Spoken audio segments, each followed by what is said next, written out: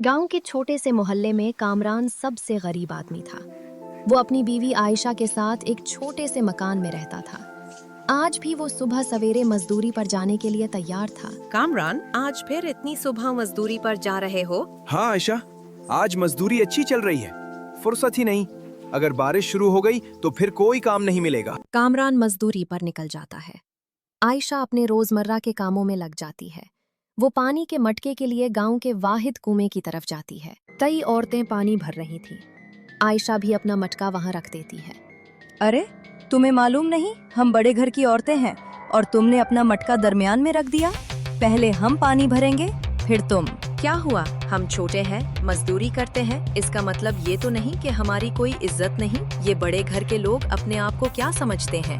अरे आयशा, तुम क्यों उनके मुंह लगती हो? तुम्हें तो भाभी की आदत मालूम है, कुछ देर बाद पानी भर लो।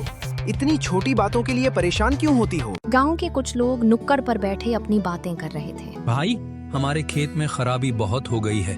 तुम्हें कोई अच्छा मजदूर मालूम हो? अरे, मजदूर चाहिए?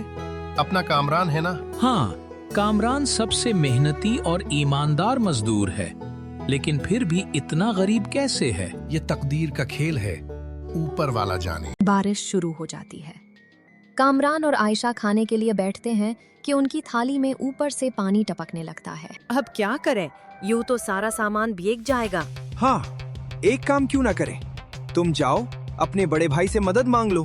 उनका घर बड़ा है, अगर हमारा थोड़ा सा सामान वहाँ रख दें तो उनकी बड़ी मेहरबानी होगी। हाँ, लेकिन बड़े भाई बहुत साफ दिल है, एक बार पूछने में हरज नहीं।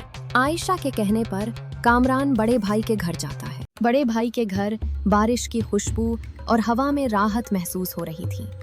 आहा, आज तो पकोड़े खाने का दिल कर रहा है। जी हाँ, मैं अभी पकोड़े लाती हूँ। जब कामरान मदद मांगता है तो भाभी आ जाती है। हमारा घर कोई धर्मशाला नहीं, हर कोई आएगा और सामान रख लेगा। गांव के चौक पर मेले की तैयारी हो रही थी। कामरान काम ढूंढने पहुंचता है। हाँ, हमें मजदूर चाहिए, तुम भी मदद करो। कामरान खुश होकर काम करने लगता है और आयशा भी दूसरे घरों में काम शुरू कर देती है। आयशा और कामरान सोचते हैं कि हम भी कोई कारोबार करें। आयशा और कामरान अपने वालिद की पुरानी मशीन के जरिए कपड़े बनाने लगते हैं। अब हम बाजार जाएं और जो भी जरूरी सामान है वो ले आएं। हाँ, मेले में कम से कम थोड़ा पैसा जरूर कमाएंगे। दोनों मिलकर कपड़े रंगते, सजाते और तैयार करते हैं। मेले के दिन कामरान और आयशा अपनी दुकान लगाते हैं। वाह, ये साड़ी कितनी खूबसूरत है और कीमत भी मुनासिब। जी हाँ, ये आपके लिए। दिन भर चुपके से दोनों पर नजर रखती है, मगर कुछ नहीं कर पाती। भाभी, एक टांगा वाला रास्ते में भाभी के पास से गुजरता है। वो कीचड़ में गिर जाती है। कामरान और आयशा उसकी मदद करते हैं। आयशा के वालिद की तस्वीर देखकर पुराने राज खुल जाते हैं। आपके वालिद हमारे फैक्ट्री में काम करते थे। एक हादसे और नुकसान के बाद सब कुछ बेचना पड़ा।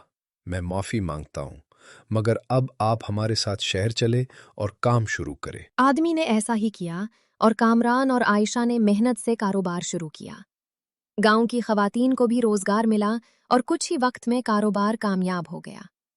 ये कहानी हमें सिखाती है कि मेहनत, सब्र और ईमानदारी से हालात कैसे बदल सकते हैं।